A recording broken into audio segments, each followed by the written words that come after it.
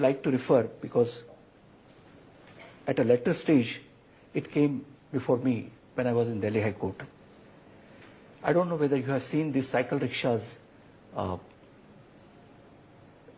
in India. I mean, these are rickshaws are actually these are cycle rickshaws, and then these people, cycle rickshaw pullers, they work on a meager salary of say around 70 to 100 rupees.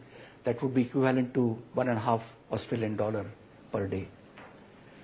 Now, this Punjab Cycle Rickshaw Act provided that licenses to ply rickshaws could be given only to those owners who run the rickshaws. So a puller has to be owner. The logic behind this was that persons might purchase number of rickshaws and give it to, poor people to ply the rickshaw, and they exploit them. So the act said that the puller has to be owner of the rickshaw. The act was challenged on the ground that it would affect the right to carry on any trade, business or occupation guaranteed by Article 19(1)(g) of the Constitution. The Supreme Court in 1987, speaking through Justice Krishna Iyer, instead of striking down the law, provided a scheme whereby the rickshaw pullers could obtain loans from a nationalized bank. So the intention of the legislature was to stop the exploitation of the poor was achieved, and with the support from the bank. But anyway, 20 years later, this issue came before me while I was sitting in Delhi High Court, and this rule was again challenged, that owner-plier policy was questioned again. The government of Delhi had imposed a ban on number of cycle rickshaws in the city.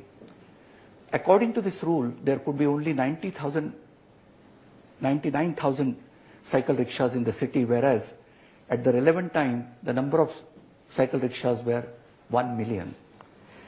And so therefore, all remaining, except those 99,000, all were declared, all were, treated as illegal. Now with this meager salary, when the rickshaw puller, he works for the whole day and gets 75 or 80 rupees, had to pay to the corporation employees, to the police, because his activity was not in accordance with law.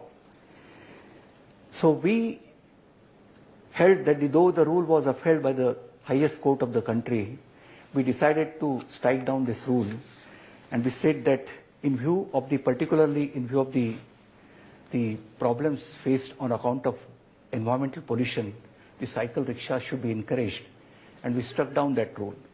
And so, and this is perhaps only one decision where the lower court has held that in light of changed circumstances, the order passed by the highest court need not be followed. And this decision was incidentally endorsed by the Supreme Court, I think, in this year. There is another important case, that is right to food. That is one of the most successful PILs in the country. Although India has a plethora of food distribution schemes, there was little impetus to implement them until a civil society group moved the Supreme Court. The court transformed the right to food into a fundamental human right. The court's comments are very, very telling. In case of famine, there may be shortage of food, but here the situation is that amongst plenty, there is scarcity. Plenty of food is available, but distribution of the same amongst the very poor and the destitute is scarce and non-existent, leading to malnourishment, starvation, and other related problems. Notably, the right to food derives not expressly from socio-economic rights, but the court derived it as a part of right to life. And the court directed several schemes to be implemented. Each scheme was elaborately framed by the Supreme Court, and it was implemented. And one of the most significant schemes was the midday meal for the children in the schools, and that was very successful. Lastly, there are serious concerns about the judicial activism, and I would just summarize them. So there are three important concerns. The first is the issue of legitimacy.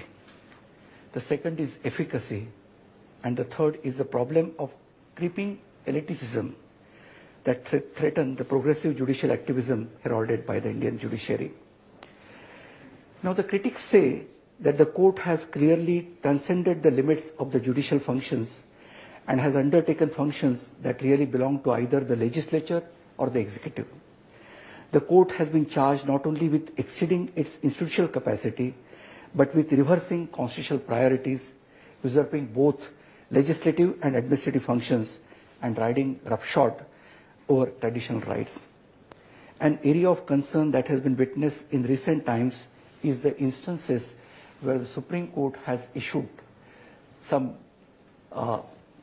far-reaching directions. One is direction to engineering of interlinking rivers in India. This is a suo motu direction given by the court to interlink rivers. There are serious ecological, environmental and human rights issues involved in interlinking the rivers.